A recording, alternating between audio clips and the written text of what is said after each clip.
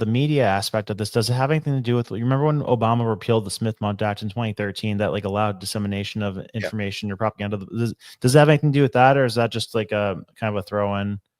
Well, the Smith-Mundt Act was intended to prevent the State Department from propagandizing Americans the way it was propagandizing the rest of the world, which the State Department should do in the rest Hmm. of the world.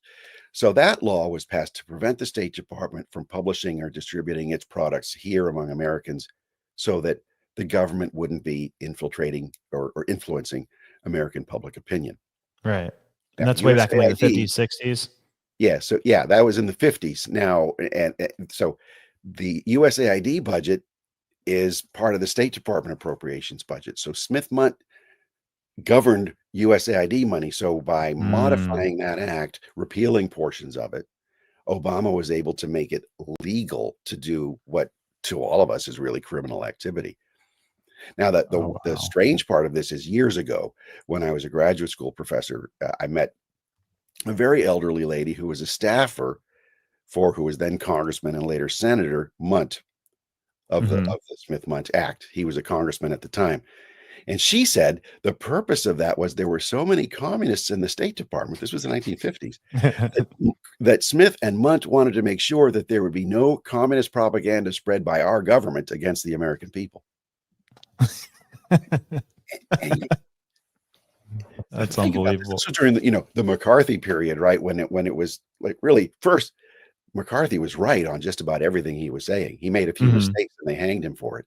But if you Right. look at it, uh, you know, he this was something where you had bipartisan support for the Smith-Mundt Act, bipartisan concerns about communist infiltration of our government. But now in 2025, you have literal Marxists running USAID. Yeah.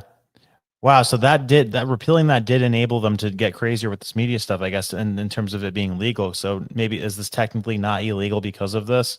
Because this is one of my favorite articles ever, by the way. Like it's from AP, who allegedly got money from USAID. Headline: Obama did not sign a law allowing propaganda in the U.S. And then you scroll down the facts. The amendment did not repeal Smith-Mundt Act, but rather lifted some restrictions on the domestic dissemination of government-funded media. So, like Yeah. 3 lines under the headline, it's like saying the definition of propaganda. Yeah, literally. And so what they do is they say somebody, people say he had the Smith-Mundt Act repealed. No, he had it modified and he had sections of it repealed. But that's okay. That gives you the headline that people who say that Obama had the whole Smith-Mundt Act repealed, they're wrong. Mm. Obviously, they're the ones with disinformation. When really, they bury the truth in the third paragraph that people don't read. If you enjoyed the short clip, click right here to watch the full episode. And remember to subscribe to the channel. God bless.